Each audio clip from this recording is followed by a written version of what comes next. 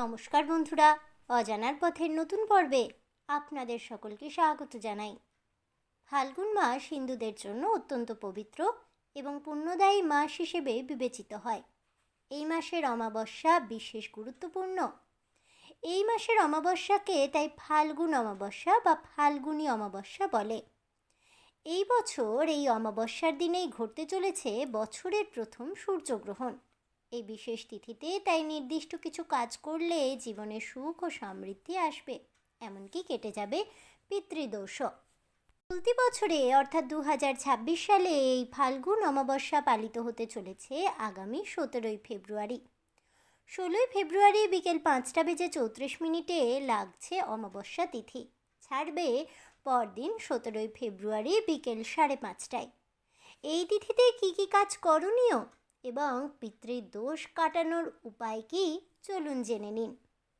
গঙ্গা তর্পণ করা এই তিথিতে অত্যন্ত শুভ ও ফলদায়ক বলেই মনে করা হয়। তর্পণের পর পুণ্য স্নান ও দান করলে 7 পূর্বপুরুষেরা মুক্তি পায়, পিতৃদোষ কেটে যায়, সঙ্গে পিণ্ডদান করা আবশ্যক। এমনটা করলে পরিবারের সুখ সমৃদ্ধি ফিরে আসে, শান্তি ও সুখ বজায় থাকে। এদিনে বট গাছের পুজো করুন।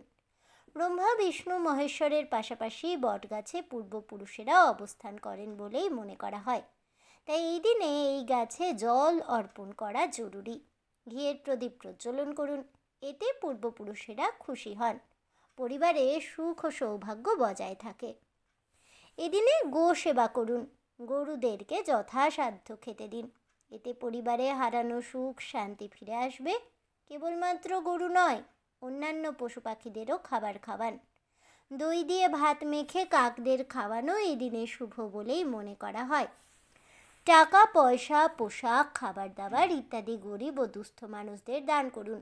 এছাড়া শাক সবজি, তিল, সোনাও দান করতে পারেন, এতেও পিতৃদোষ থেকে সহজেই মুক্তি পাওয়া যায়।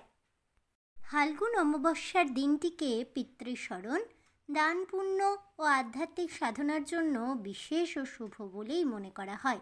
তবে ধর্মীয় বিশ্বাস অনুসারে এই রাতে কিছু ভুল কাজ করলে জীবনে নানান সমস্যা দেখা দিতে পারে।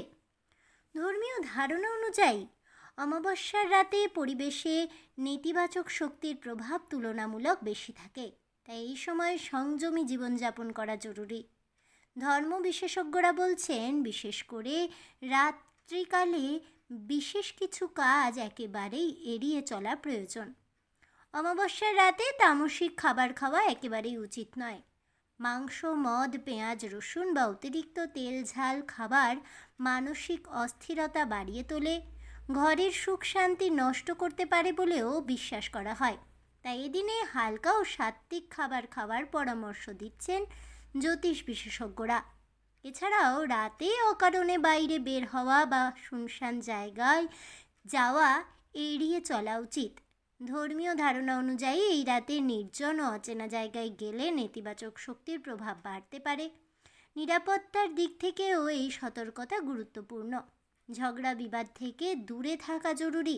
অমাবস্যার রাতে পরিবারে অশান্তি, কথা কাটাকাটি হলে তার প্রভাব দীর্ঘদিন ধরে চলতে থাকে, এতে সাংসারিক সুখ শান্তি ও আর্থিক স্থিতির উপরেও প্রভাব পড়তে পারে বলেও ধারণা করা হয়।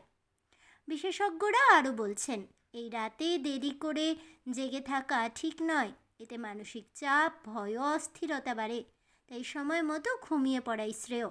অন্যদিকে ফাল্গুন অমাবস্যা পিতৃস্মরণ, দান পুণ্যের জন্যও শুভ।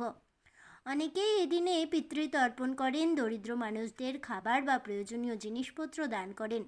ধর্মীয় বিশ্বাস অনুযায়ী এতে সংসারে শান্তি ও সমৃদ্ধি আসে।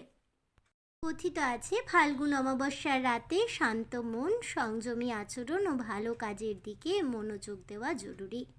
ধর্মীয় বিশ্বাস অনুসারে এই ছোট্ট ছোট্ট কাজগুলি করলে অশান্তি দূরে থাকবে, জীবন স্থিরতা শান্তময় হয়ে উঠবে এবং সুখ শান্তি অবশ্যই বজায় থাকবে। আজ এই পর্যন্তই। তাহলে বন্ধুরা, ফাল্গুন অমাবস্যার দিনে কী কী কাজ করবেন আর কী কী কাজ ভুলেও করবেন না সে সম্পর্কে জেনে আপনাদের কেমন লাগলো অবশ্যই আমাকে কমেন্টে জানাবেন। ভিডিওটি ভালো লেগে থাকলে লাইক শেয়ার করতে ভুলবেন না। আমার চ্যানেলের নতুন বন্ধু হয়ে থাকলে চ্যানেলটিকে সাবস্ক্রাইব করে দেবেন, পাশে থাকা বেল বাটনটি প্রেস করে রাখবেন নতুন ভিডিওর নোটিফিকেশন পাওয়ার জন্য। ফিরে আসছি পরবর্তী ভিডিও নিয়ে। ততক্ষণ সবাই ভালো থাকুন, সুস্থ থাকুন, আর অবশ্যই সঙ্গে থাকুন আর দেখতে থাকুন অজানার পথে।